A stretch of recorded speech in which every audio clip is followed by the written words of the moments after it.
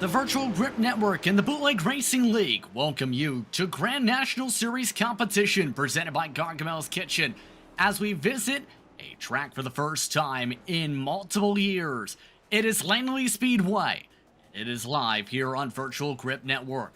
Good evening, everyone. My name is Justin Prince. Alongside me in the booth tonight is Marty Sakawa with our producer Daniel Handover as we get ready to see how things fare out for a visit to this track for the first time since Season 2. Marty, plenty of challenges in store for these drivers tonight in turn.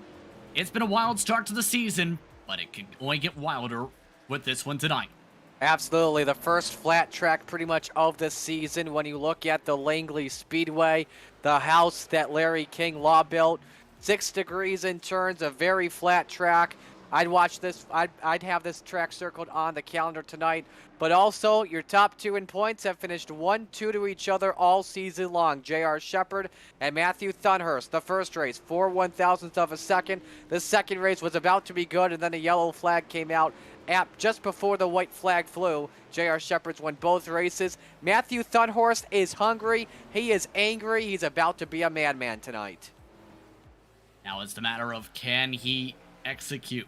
That's the critical part. You mentioned, for example, how things fared out in the early season so far. Shepard is at the top of the point standings, entering over Matthew Thunhurst as we take a look at the racetrack. Again, as talked about, this is Langley Speedway, and this is a track that has been on the service for a fair bit of time. The Hampton, Virginia-based racetrack, 0.4 miles. It's ready to see how things fare out. Fairly hot conditions this evening. Going to be very slick for the drivers when it comes to grip. Only a quick 1-hour show like it normally is. 0.4 of a mile circuit here, so not a lot of time for the drivers to work with. We are seeing times tonight in the 16.4s, 16.5s early. The entire field is separated by just 0.3 and 1,000th. And keep in mind, the championship separated by just 2 points after the first couple rounds of the season. Of course, just mentioned in second. Kenny Kibby is in third with 76 total points. Morton and Belkey round out the top 5, along with James Lowe in that tie mark.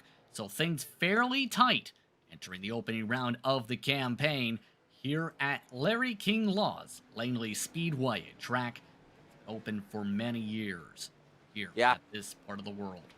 Yeah, last season we had a parody of so many different winners, or variety, I should say. But this season, with the way it's starting out here, 2 races, 2 wins in the season for J.R. Shepard, could that variety die down a little bit? When you look at the practice speeds at the moment, Thunhurst and Kibby are the top 2. Shepard is stuck in 3rd position, but just 100th back on Thunhurst at the moment. They have always been what I like to call the big 3. of drivers to watch out for, a lot similar to the 2018 Cup Series.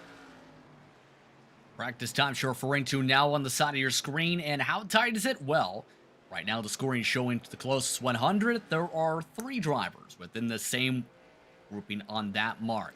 Thunhorse 16.474 is the top 10 time. Kenny Kibby, J.R. Shepard, James Lowe, Justin Moore in the top 5 in practice. Tim Janowski again looking quick, short run in 6th currently in the session. But keep in mind, those tuning in for the first time for this respective series, the starting position comes down to how things fare out in the previous round. Keep in mind, Marty, 8-car invert for the top 8 finishers from the previous time out. In their words, better hope you did pretty well the last time, because your reward is you end up potentially being in the heart of the pack. If you finished in 8th, your reward, trying to hold off 7 other fast cars behind you. Yeah, in my opinion, this is what makes this series really interesting. It's a lot similar to a handicap at some of your local racetracks. So, for example, J.R. Shepard winning last week, he starts from the 8th position. Matthew Thunhorse finishing 2nd. I will start from 7th, and so on. The drivers, if you finished in 9 through 20, sorry, but you're starting from where you finished last week.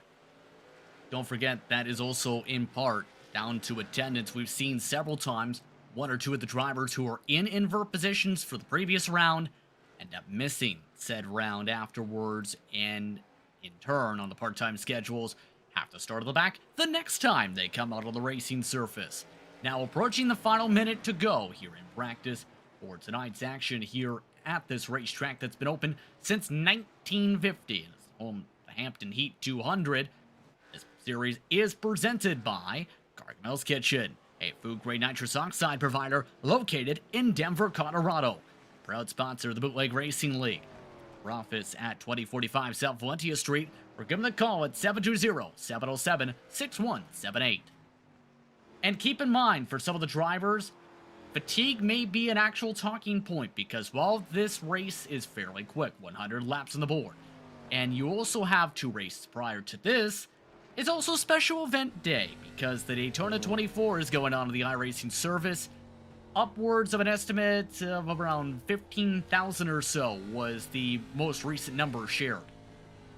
Yeah, we're feeling that fatigue in the booth as well. Justin was commentating hours 7 through 12 on RaceSpot. I know you did a great job with that. I was driving the Mercedes GT3 in the 10 split in the 7 a.m. Eastern time session, and then I know Daniel was also commentating about 5 hours from now. It's been he did confirm that is correct. But now it's the matter of, will the drivers have the correct calls on what moves to make, how to save the tires, and how to win a race? We're about to find out, as it appears that the inversion hasn't been put in fully for today, so everything will see Matthew Thunhorse be the pole sitter. J.R. Shepard starts in 2nd, Kenny Kibby in 3rd, James Lowe, Justin Morton, Jason Menda, the top 6, Mark Herzog, Tim Janowski in 7th and 8th. Donnie Moore and Joe Segala round out the top 10. It appears that this was set up where Thunhorse would have been that 8th starter, keep in mind, and/or Shepard, before the invert. Absolutely. We go to the second half of the field. It's Ruben Altis and Todd Liston in row number 6.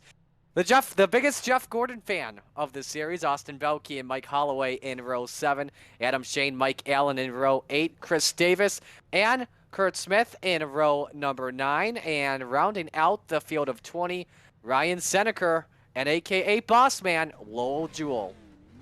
That's all top to mind with the running order tonight as we get all set to go for 100 laps at this 0.4-mile facility. That the drivers now getting ready to roll here at a track that has had plenty of names, keep in mind, Marty. Started as Langley Raceway, Langley Field Speedway, then Dude Ranch Speedway for a few years from 1989 to 2001, before settling on to what is essentially its current name, Speedway, also known as Larry King Law's Langley Speedway. Your keys to winning here. I think right now, especially with the invert, for the drivers like Kenny Kibby, James Lowe, Justin Morton, and company, you got to go early here with no invert, because Thunhorse and Shepard are going to go out, going to check out the hotel big time when we have starts and restarts, there'll be a bunch of yellows, of course, that will come out what we expect. It's a very flat track, so you got to be careful on how you hit the throttle marks and get back on the gas. And also that low line, be really key. Possibly maybe a last lap pass below that yellow line. I'm not too sure. About to find out because it's time to get them going, Justin. iRacing pace car all set to peel off the track and does. Matthew Thunhorst in control of the pack. The green flag is out. We're underway from Langley. And you saw there off the start, J.R. Shepard spun the tires, but didn't lose too much track position. Kibby to the inside. Oh, my goodness. Shepard is really loose early. I don't think I've seen this happen to him off the start before. And it was talked about for the first time in a long while. These drivers racing here, they haven't raced here since around 2019 in this series, if not 2020. Season 2 again, the last time this series came here. Shepard was concerned with this track and post-race last time. He's now in 4th after just a few laps in as they quickly make their way to turn 1 and 2. He just gotta regain his composure there. Just forget about what happened at the start. Kenny Kibby with the fastest lap early at a 16:60, trying to close in with Justin Morton right on his tail. All the drivers being patient early on, rocking it on that low line. Another question we'll have to see here is, will we see a couple of dive bombs, especially in the last laps of this race? It could be possible considering what Langley's like.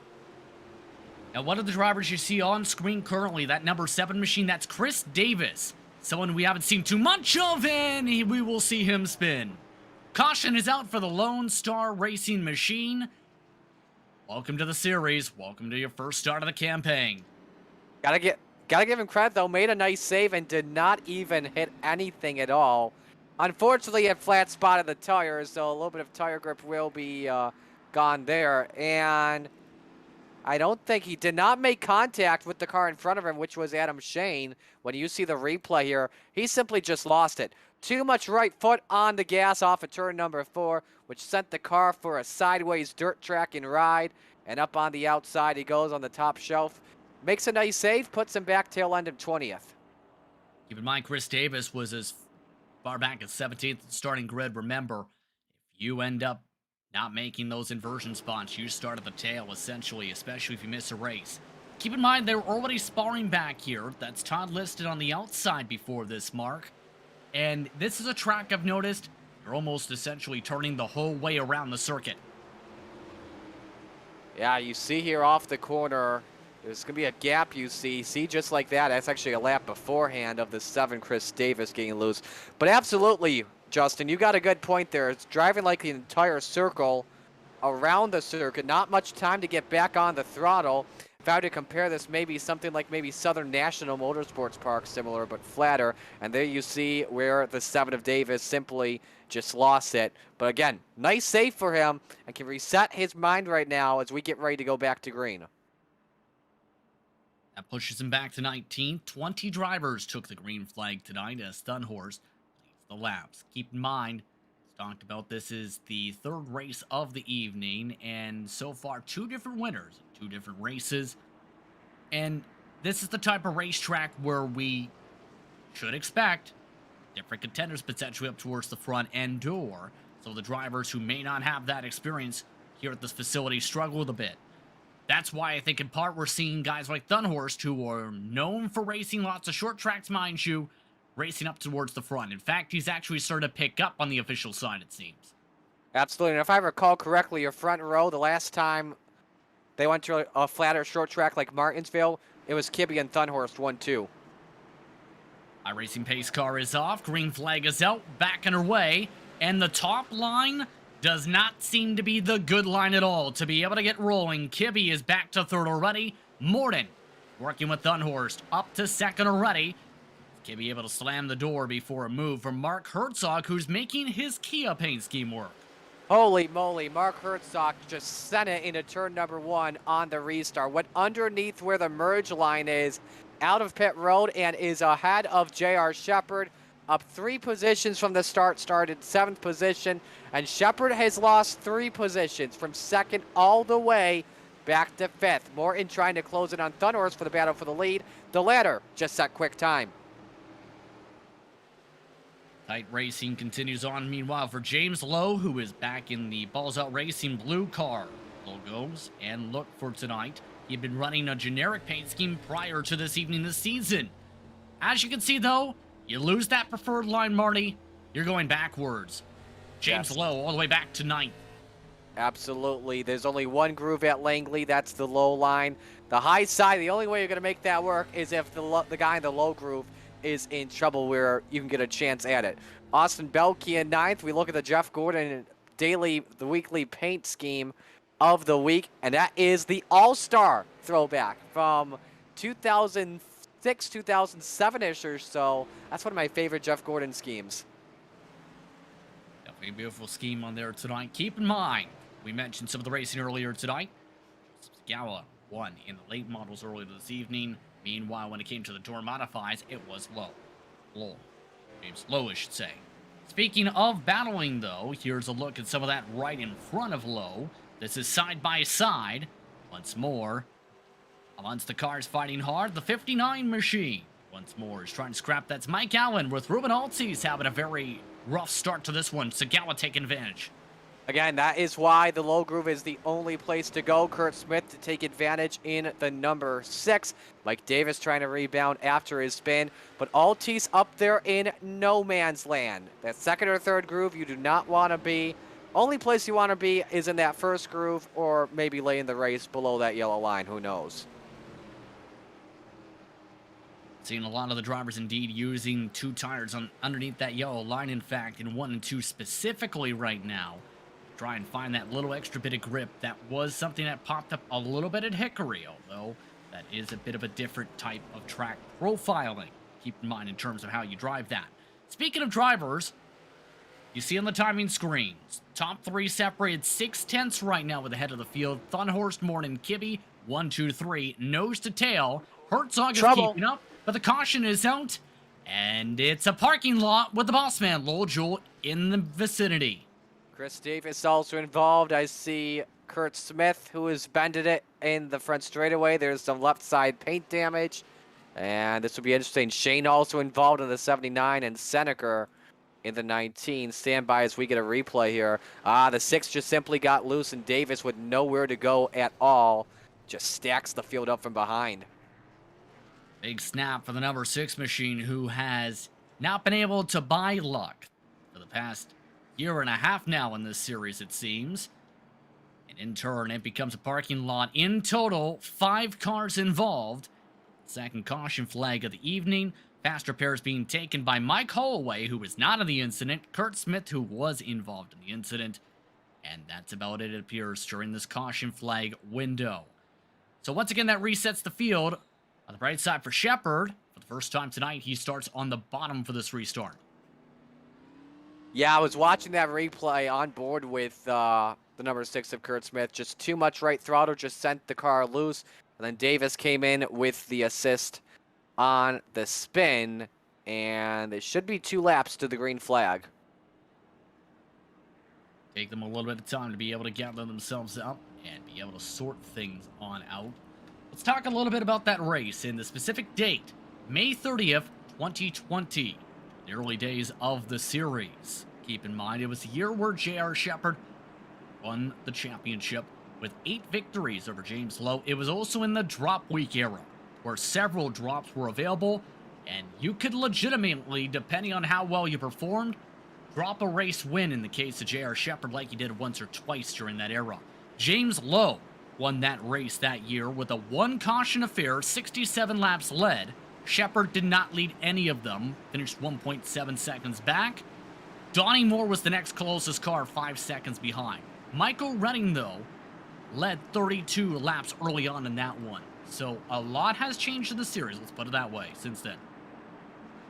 I don't know how old that was. I didn't even have iRacing during that time. 2020. Yeah, 2020, man. I was ready to call real life sports. Green flag is out, meanwhile, for virtual action, as J.R. Shepard nearly spins it off the bottom now.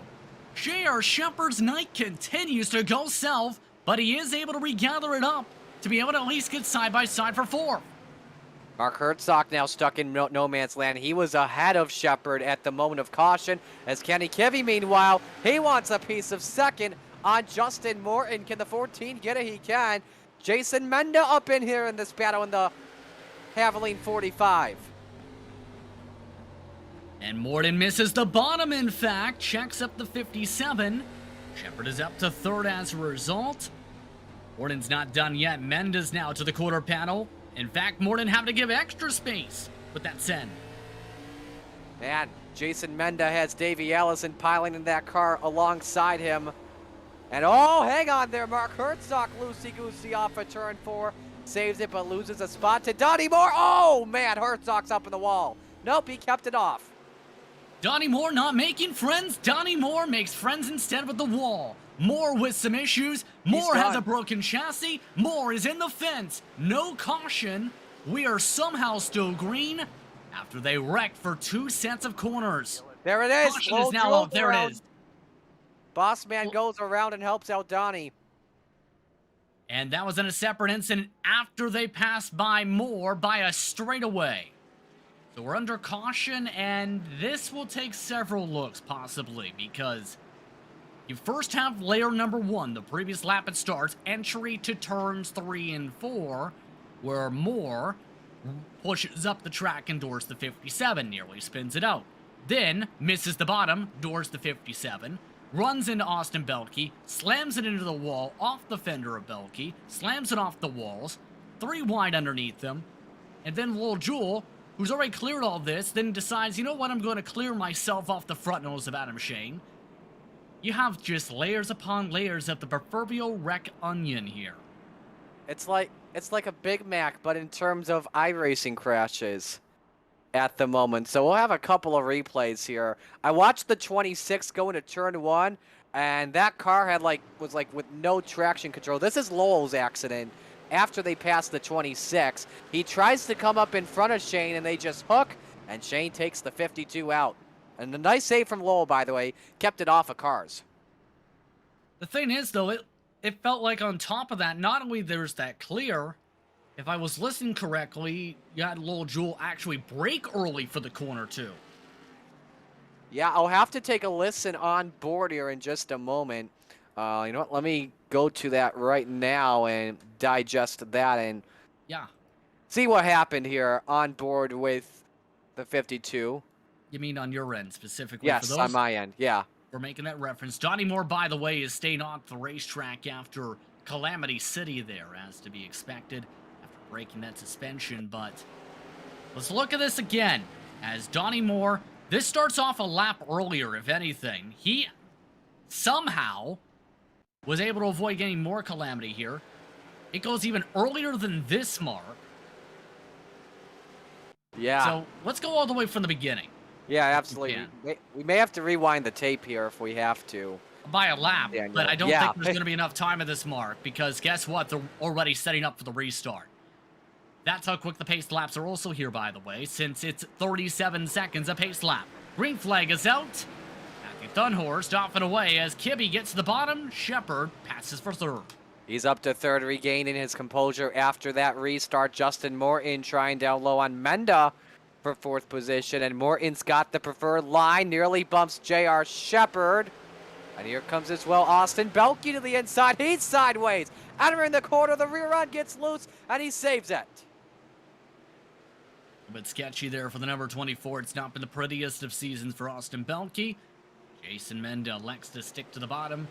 Puts him in sixth position. Look who's coming, though. The blue machine. It's James Lowe. Now up to 7th spot. So far, having his best run in about a year or so after having a championship in this series. He's starting to push on forward. Having a battle behind now with Mark Herzog, trying to pass Tim Shanowski. As Shanowski forced to get off the gas. Nice pass for Herzog up into 8th position. Shanowski could lose a spot. Here comes Mike Allen in the 59 Armor All machine. He takes away P9. Herzog, by the way, as long as it happens next week, currently has provisional pole position via the top 8 inverts at the moment. That would be a strong position for Herzog with the pace he's had, especially for a short to mid run. It's just been about getting the long run together for the In-N-Out Burger machine.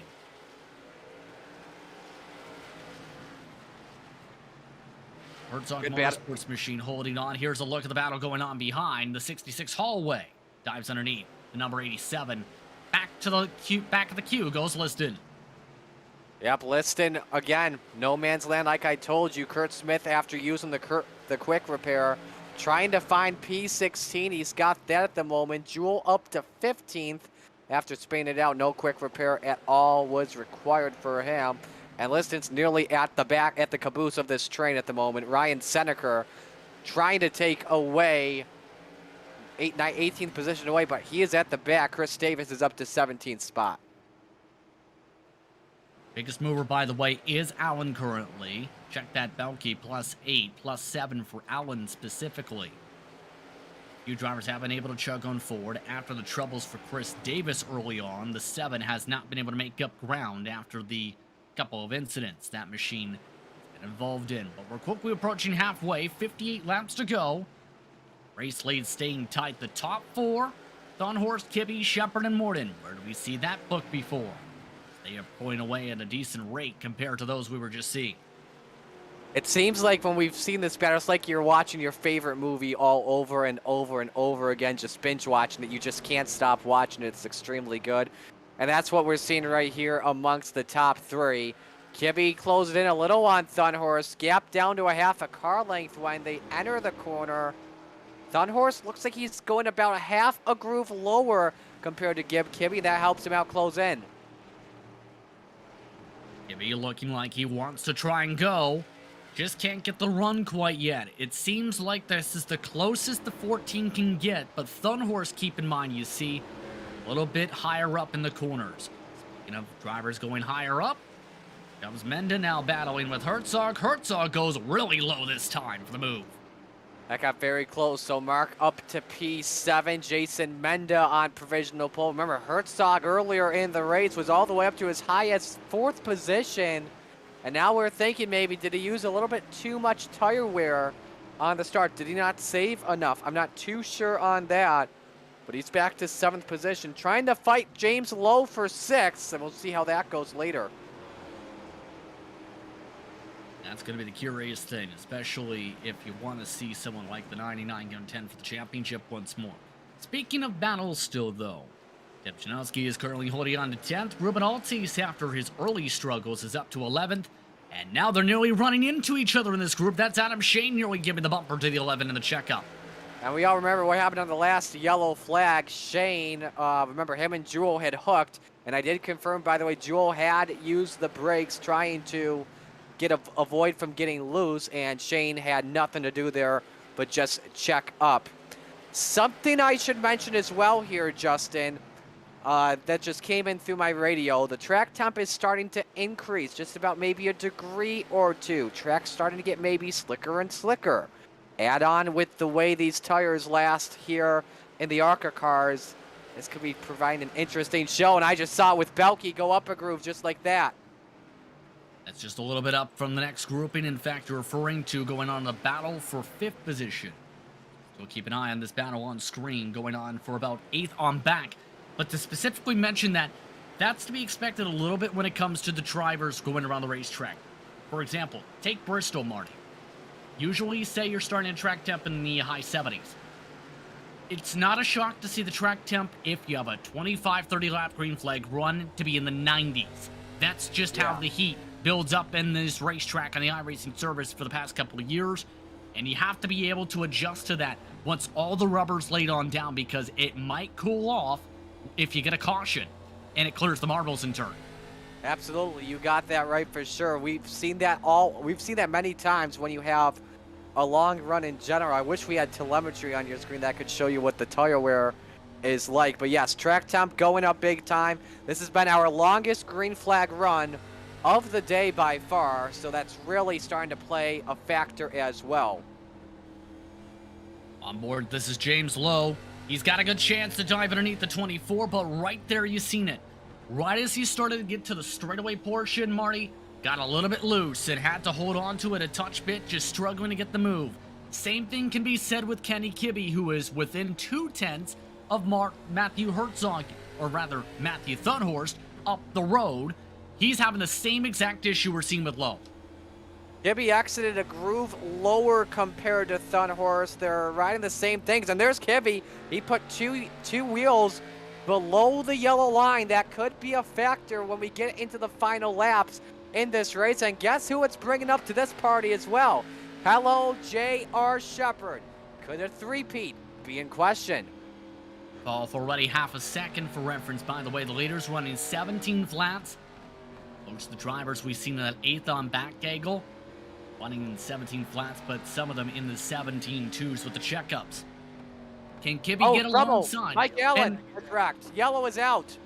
And he was in 10th position before the caution flag. We're under yellow, as Ruben Altice said. It's time to jump the queue.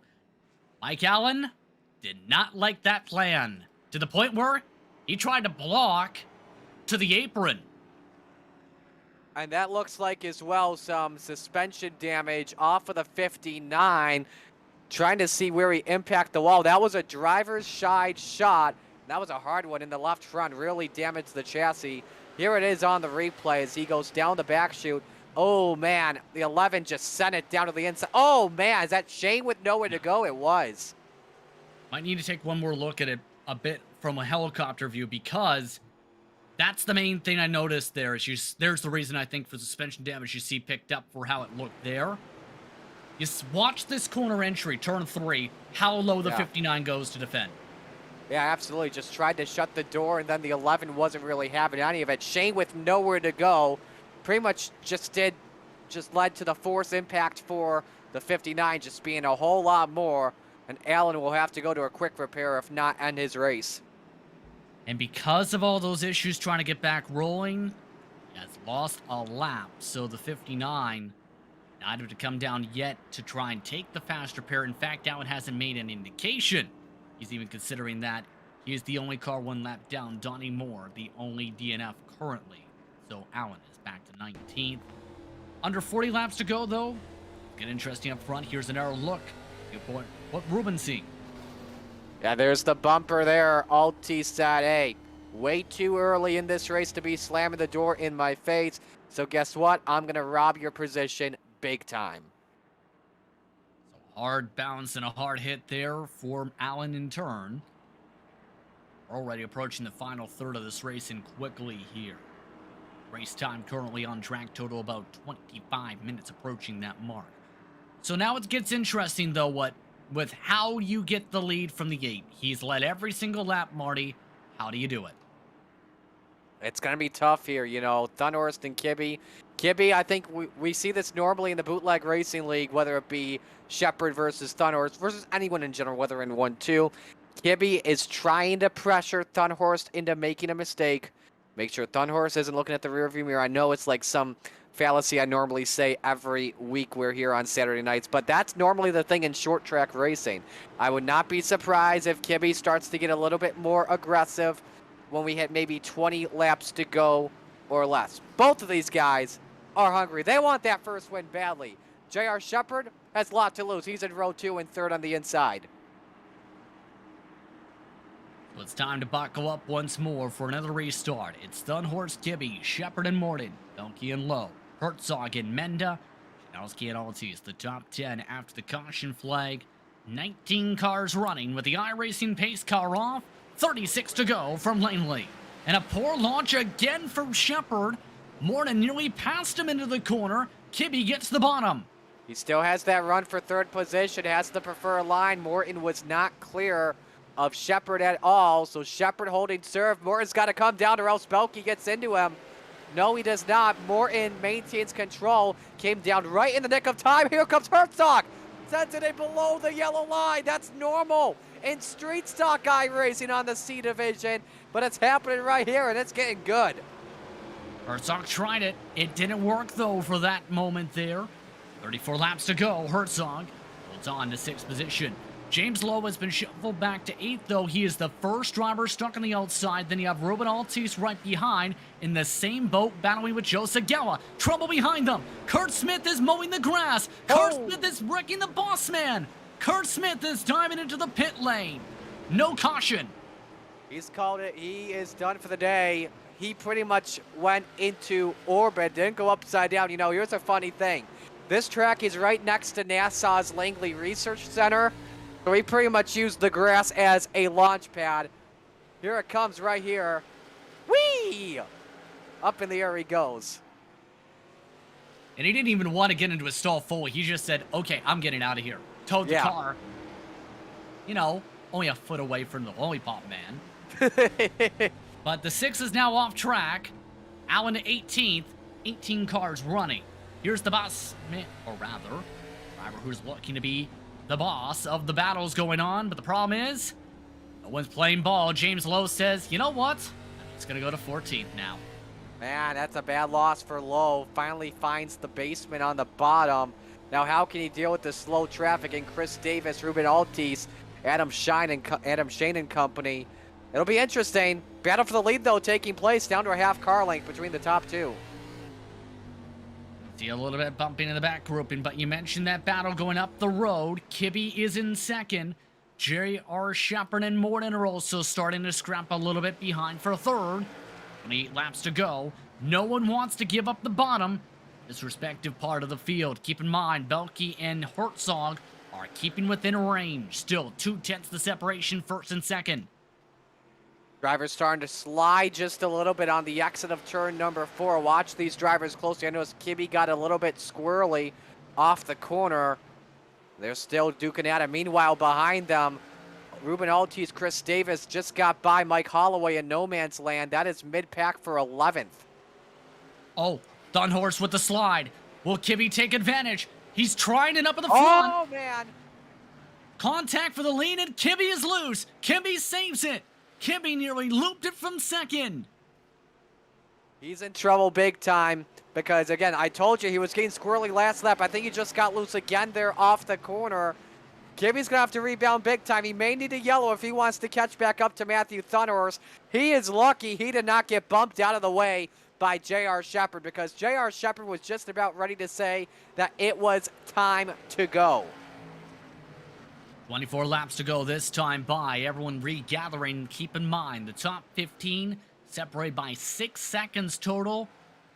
Kibby, in turn, is now 3/10 back of the man who has been the Pied Piper all night. Matthew Thunderhorse looking for his first victory of season number 9 in this campaign.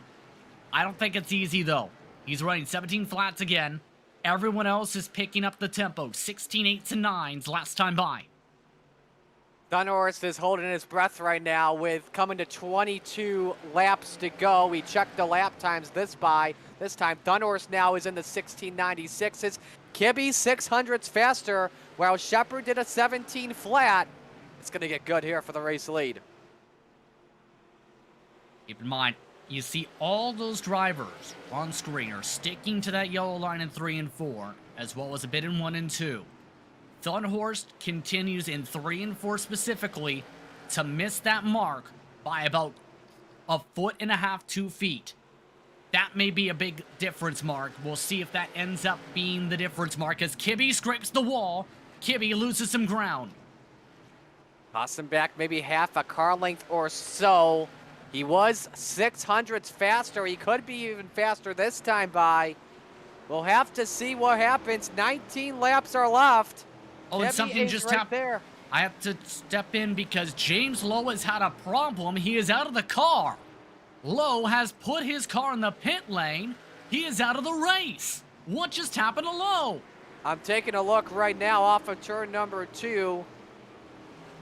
I am baffled just like you. I think he just pulled a Johnny Sauter and said, I'm getting out of here. Remember, it's running at the back. That may take him out of the championship race. Joe Sagawa nearly taken out of the race itself. They're bouncing off the walls after the battle with Adam Shane. Woo!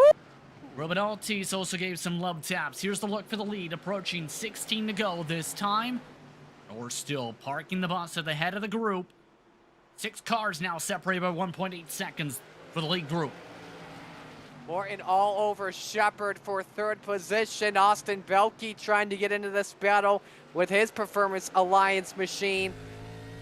We're reaching 15 to go. I think it's gonna be tough for Kibby here at this point. Both of them riding identical laps, and he's loose off a turn 4 again. He's in trouble big time. Moving up a few more cars. This is on board Justin Morton. Morning actually having to check up there for J.R. Shepherd. So these drivers starting to check up each other again. Morning setting it a little bit hard to the point where he started drifting a touch in the middle of the apex. Everyone's still keeping it on the low line right now. No one getting too aggressive, trying to get those left side Goodyears to the apron.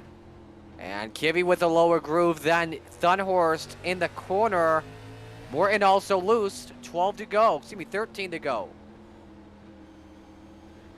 And still looking for a chance to pass by the 98 again. This would be the lowest finisher for Shepherd of the season after 2 dominant rounds to start off. Lowest finishes in that regard, should say. Of note for the inversion spots, Tim Shanowski is in that spot in the 07. But Adam Shane is hungry potentially to pass the 07. Menda is running away. That position in the next pack on back. Shepherd, though, missing the bottom on the corner exit, losing ground to Kibby. And this is getting good. Morton all over, trying to get aggressive. He wants that final podium spot big time. Think about this. We're coming to 10 laps to go. There is lap traffic ahead. I think it'll be the only car they will deal with, and that's Mike Allen in the 59. Remember, he had that suspension damage earlier from the last yellow. So we'll see what happens there. I think he's going to move out of the way for these drivers. Let's just hope. Sometime it will be within the final 5 potentially, if anything, as Shane says it's time to go loosey-goosey. Joe Segala brings it to the wall for the caution flag. Oh, baby, get your popcorn ready. A late race restart. Hang on, folks. This is going to be a ride. Chain reaction incident there, Marty. All you can say. Yeah, absolutely. Looking at the replay, Shane just got loose off of turn number 4. You just said it, loosey-goosey. And Altice just checked up, not even expecting. He couldn't even see the 79 on his perspective. And just got into Segala. Here's the onboard with the 81. You'll see here, right there, the rear end comes out from underneath him. And then Altice says, surprise, surprise. And Altice at the same time thinking, darn it, I can't believe what just happened. But when you think of it at the same time, late race double file restart. All the drivers are going to want that bottom groove as soon as possible. Drivers, without question, are going to put the chrome horns. Keep in mind, Mike Allen gets the lucky dog, so that caution just saved Mike Allen's race and a chance for him now to gain spots. And he still has the faster pair in his pocket. 59 is in a decent spot here to close out the race. The tough part is, next caution ends said race because the point of no return is about next time by and the lights are still on. We restart within that mark where a caution would end the night. So, in other words, you mentioned the expectations that we see. In fact, guarantees we may see the chrome horn. The question is, what's the right way to try and get this done in turn, chrome horn or not? First off, if you're Matthew Thunhorst, you're pulling away from Kenny Kibby. Kibby, I think, is better on the short run, but for Thunhorst, you have to fire as soon as possible when that pace car comes in the pit road. If you're a J.R. Shepherd, just follow suit, prevent Morton or Kibby from getting to the bottom side of the racetrack, and I think we'll have a 3 to go restart here when we take the green flag. Shockingly, Mike Allen has not used the faster pair of this caution, despite, well, this being the last restart of the race, and him being starting shotgun either way on the field. We'll see if the 59 takes it. Keep in mind, I believe pit road will be closed here, so he may get a penalty if he does elect to do it this time around. So that's the danger of that. Or if you pit with the pit lane closed, it's a green flag penalty. And Allen may not have enough time to serve a penalty in that regard. But for these drivers, in contention for the win, it's Thunhorst, Kibby, row 1. Shepherd, Morton, row 2. Elke, Herzog, row 3. Menda, Shanowski, row 4. Shane and Altice round out the top 10. Popcorn is overflowing. It's time to decide a winner. Who will come away with a victory tonight at Larry King Law's Langley Speedway? Let's find out. Green flag is out. A great launch for the 8. A better one for the 98. His best restart of the night for Shepherd. Shepard's there. He wants second spot on Kibby. He's going to have it. He's chasing after Thunhorst right now. Thunhorst, Shepard, Kibby, and Austin Belke is up to fourth position. Popsicles are up, 2 to go. White flag makes the race official. Can Shepard get the job done? Remember, they've been close, those cars, all season. Side by side behind number 4 from back. Morton trying to squeeze hard on Austin Belke. White flag is up in the air. Final time around from Langley. Gonna be a good one. They're 1, 2, 3 in turn 1 and 2. Thunhorst, Shepard, and Kibby. Is Shepard gonna use the bumper? I don't think he's got enough. Justin, who's gonna win it? Here we go. Thunhorst tries to hold on. A bit of a slide, a bit of a bobble. Matthew Thunhorst wins at Langley. And they're wrecking all over in turn 1. They are going crazy, like Kenny Wallace would said. Thunhorst was angry coming on in. He has been trying oh so hard to get the win. And guess what? The fireworks go up in his honor. They finally fly. And now the points lead between Thunhorst and Shepard just down to 1. What a thrilling finish amongst those drivers. What a fireworks-filled affair tonight. But Matthew Thunhorst leads every single lap at Langley. Here's a look at the race results. Thunhorst, 0.157 seconds, should say, is the victory differential. Kibby, Belke, Morton in the top 5. And Shane and Herzog round out the inversion spots. Another starting spot, front row, potentially for the 57.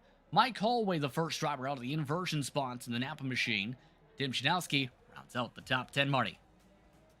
In 11th spot, Lowell Jewell, Chris Davis finishing in 12th. Ruben Altis 13th, Seneca 14th. Mike Allen 15th, Joe Segala 16th, Liston 17th. And the drivers that DNF, James Lowe, Kurt Smith, and Donnie Moore, 18th through 20th.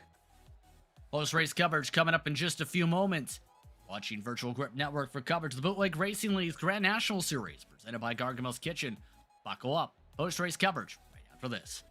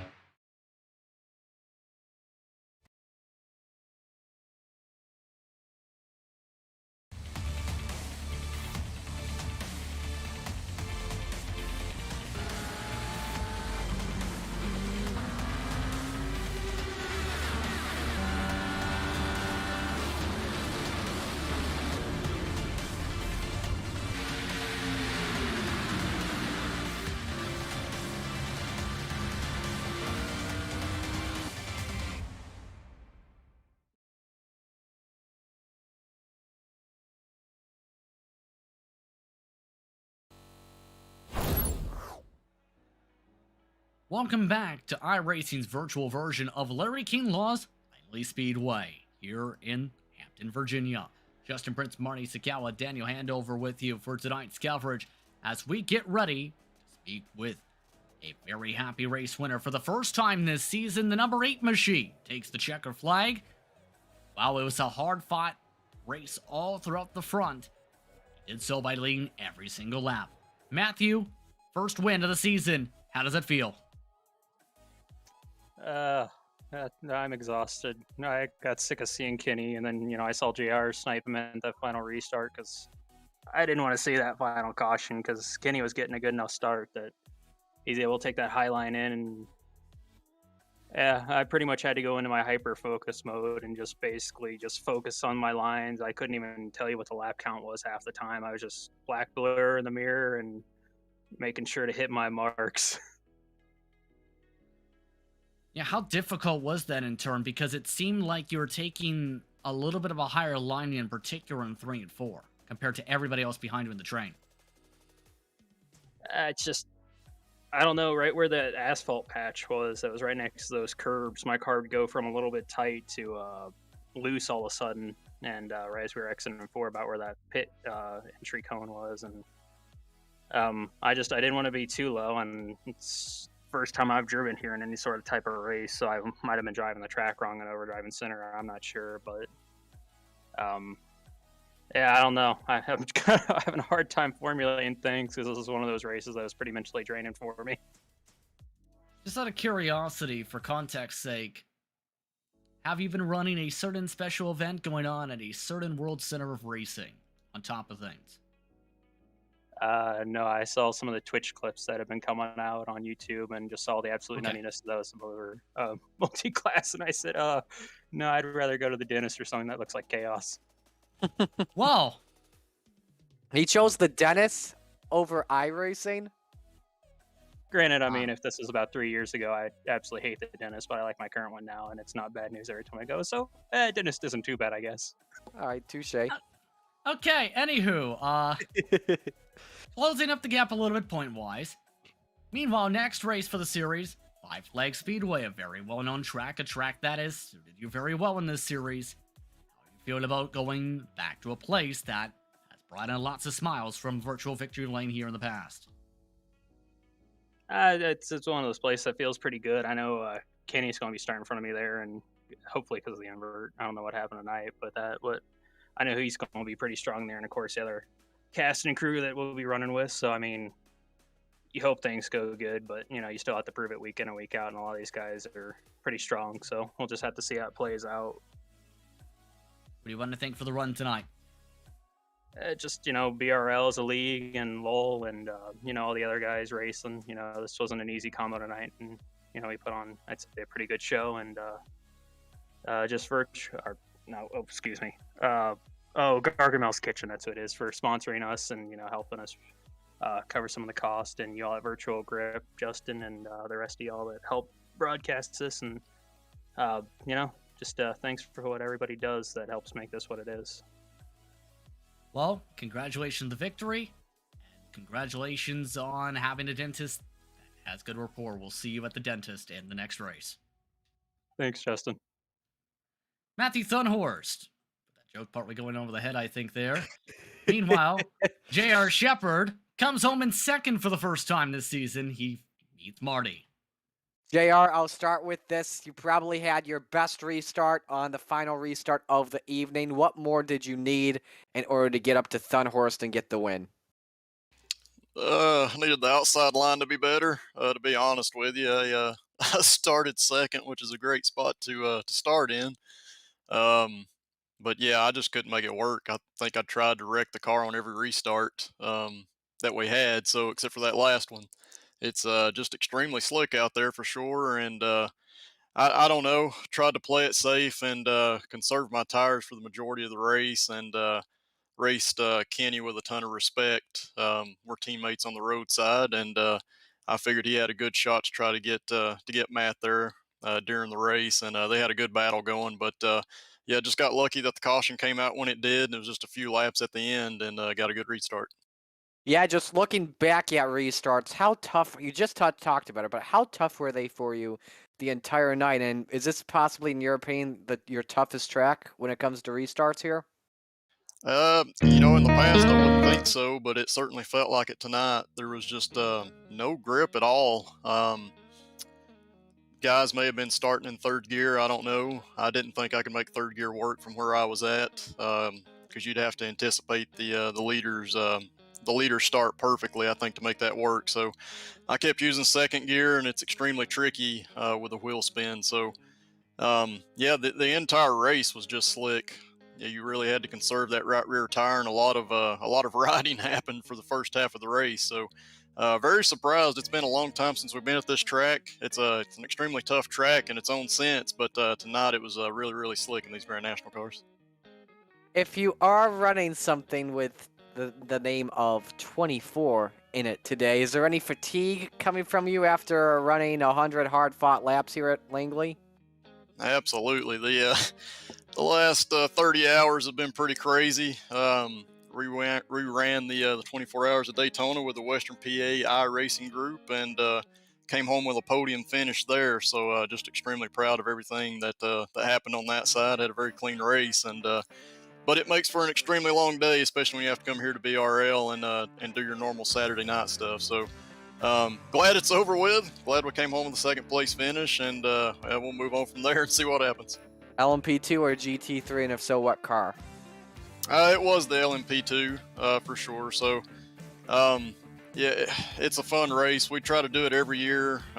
We've kind of been running the prototypes the last several years, and been very fortunate on how some of the runs have gone. So we plan on running the endurance races moving forward this season, and trying to have some fun with it. But yeah, just thanks to my teammates on that side, Matt and Tim Shinoski, Kenny Kibby, and Austin Belkey. They did a great job today. All right, we will let you go. Great run. We'll talk to you next week. Yep, thank you guys. Appreciate it. J.R. Shepard with a second place finish. Let's go to the bottom end of the podium, and Kenny Kibby finishing in third. JP, you've got him. Yes, indeed, I do. And once again, Kenny, third place, straight week. What do you need to do to make sure you go up a step? Yeah, I mean, every track's different. This one, I just didn't get it done. I didn't get past Matt there. I tried everything that I thought I could try, and just didn't quite work out. I thought we had the speed to win this one again, but track position's so important here, and really I got lucky anyway because of the grid being messed up, not having the invert. So started up front, but yeah, just it's hard to make passes here without just moving somebody, and I'm not going to do that. So almost did it by accident there once, but yeah, just didn't have enough drive off, I guess, to initiate that pass.